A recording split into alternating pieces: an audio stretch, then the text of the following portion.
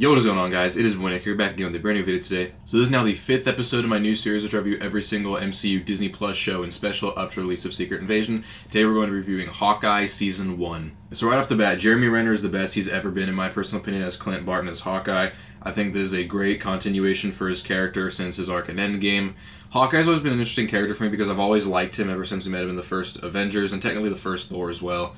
And I like some of the stuff that they build upon with him in Age of Ultron, as well as some of the stuff with Endgame, but I kind of always just felt like Hawkeye never really had that moment to shine until this show, and I think that this show gives Hawkeye a very satisfying arc. I think he's more interesting and more interesting, and he's just better than he's ever been. I think Jeremy Renner gives an excellent performance as the character.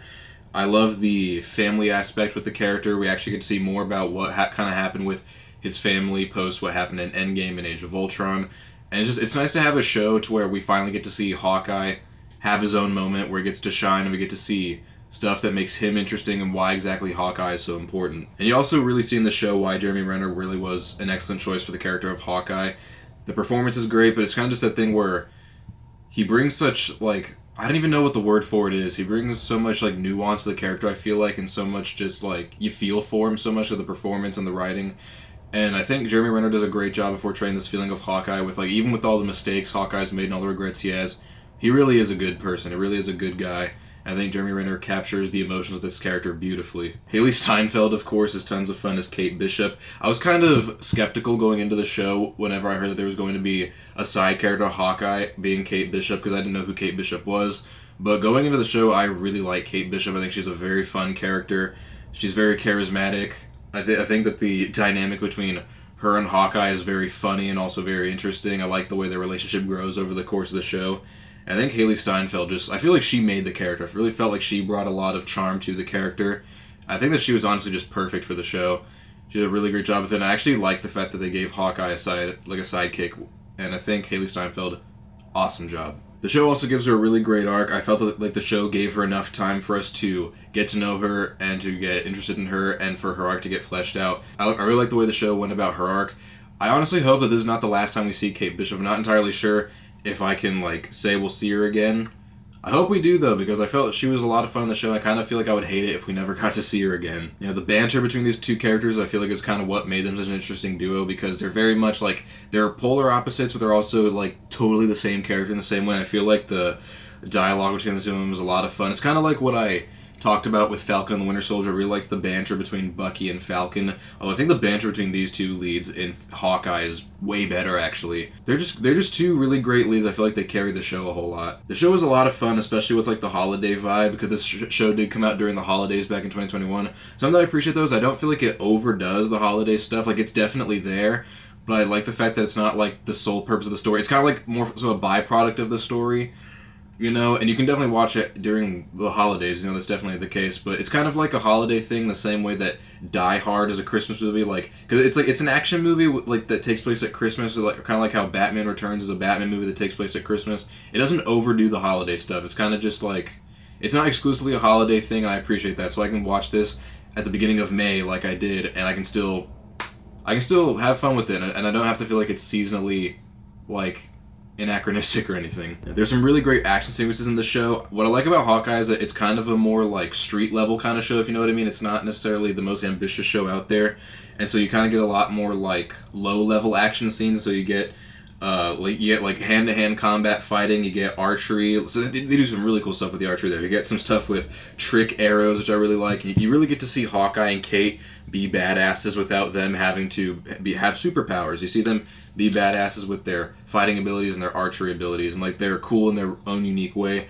There's some really cool explosions. There's some really awesome car chases as well, especially in episode 3. Episode 3 has a freaking awesome car chase sequence, and I think the action of the show, I think it does a great job of giving that street level kind of feel to it. I found the finale for Hawkeye to be very satisfying.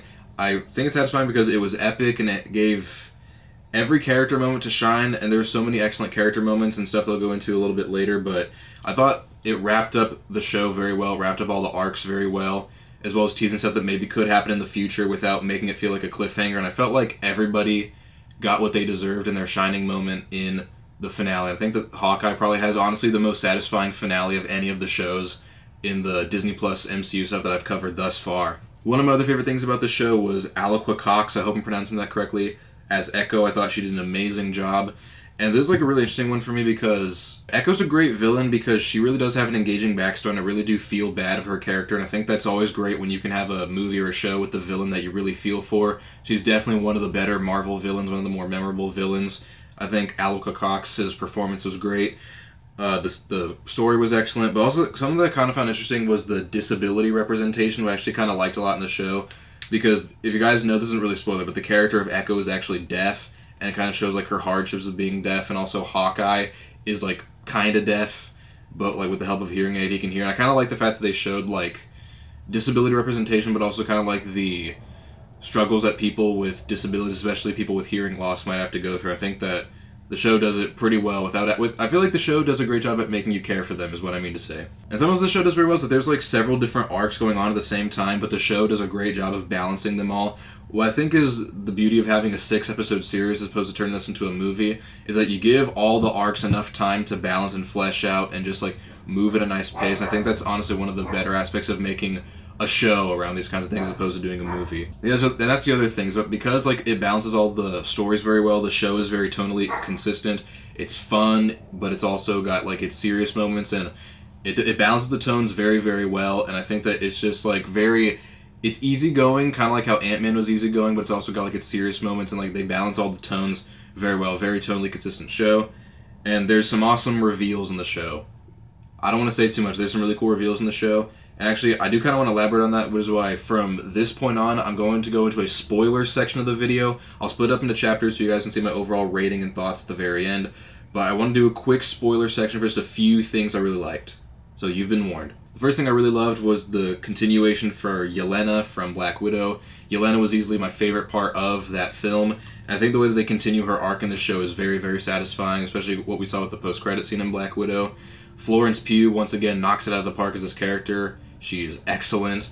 Like, she's so much fun, but they give a lot of emotion to her character. I actually like what they do with her arc from Black Widow to here. And, like, it kind of makes me feel for her even more than I did in Black Widow. And I actually feel like she might actually be better in this show than she was in Black Widow. And I can't wait to see Yelena come back in Thunderbolts. Can't wait for that, because Florence Pugh was awesome. And Yelena had a very satisfying arc, despite the fact that she was really only in a few episodes. Oh yeah, one last thing about her. I also really loved the final moment between her and Clint during the finale. I thought that was a very satisfying, emotional moment. I'm glad that they put that in there. And of course, this is the big reveal for the show. The appearance of Vincent D'Onofrio as Wilson Fisk, or Kingpin, is awesome. From the Daredevil Netflix show at the time, which is now just a show. But yeah, Kingpin from Daredevil. It's cool to see him in there. Now, I've said this before whenever I did my review for Spider-Man No Way Home. I've only seen the first season of Daredevil. I have not seen season 2 or season 3, and I haven't seen any of the other Defenders saga shows.